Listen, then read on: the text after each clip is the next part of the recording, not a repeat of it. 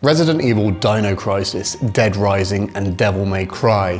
When it comes to horror games, it's likely you've heard of, at the very least, one of them, and they all have one important thing in common: Capcom. The Japanese company have made a lot of games over the years across a variety of genres, from iconic fighting games like Street Fighter to hard-as-nails platformers like Mega Man. But what led Capcom down the path of becoming the masters of horror?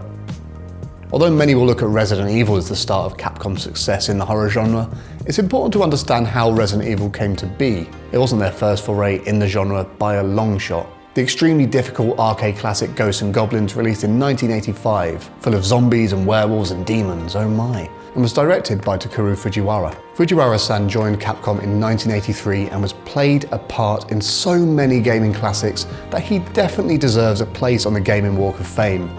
It's one of his less popular games that proves to be an important part of Capcom's journey to horror masters though. The year is 1989, and a movie tie-in is being made for a Japanese horror film called Sweet Home. At the time, there was no way of knowing how important this game would be to horror gaming history. Fujiwara-san served as director and created a wonderful 8-bit RPG survival horror. At the time though, horror and gore were not an easy sell in the world of gaming, and neither were RPGs. So Sweet Home saw its release in Japan, and Japan only.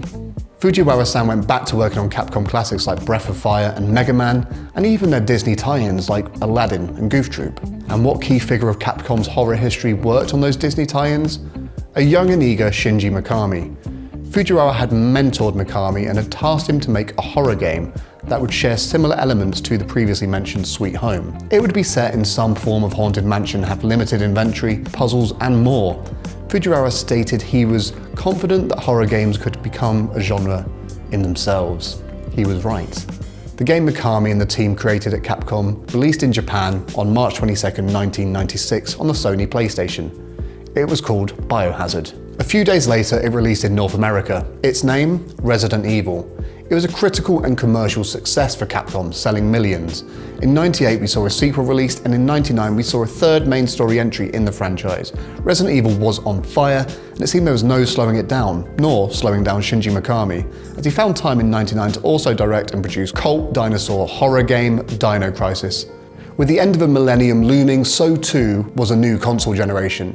Resident Evil 4 began development, but there would be a fair few hiccups on the way.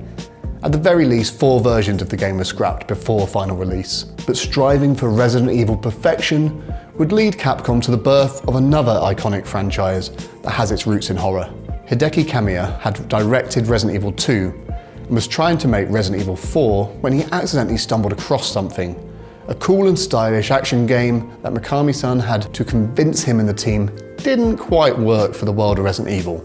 Instead, they made it its own game, Devil May Cry, which released in August 2001 on the PlayStation 2. During this time, Capcom signed an exclusivity deal with Nintendo, which would see a remake of the first Resident Evil and a prequel, Resident Evil 0, make their way to the GameCube. Resident Evil 4 stayed in development hell. It wasn't until Shinji Mikami decided to take over as director that the game would finally see progress.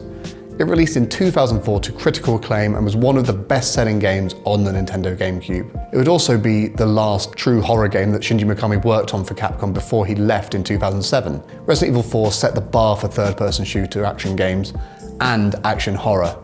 It's a bar that many would argue has rarely been hit since, if at all.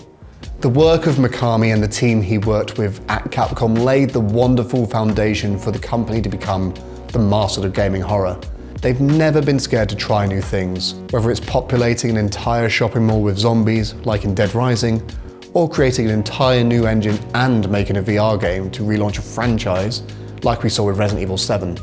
Capcom deserve their place among gaming royalty for various reasons, but one of them should definitely be how well they've terrified us for more than 30 years.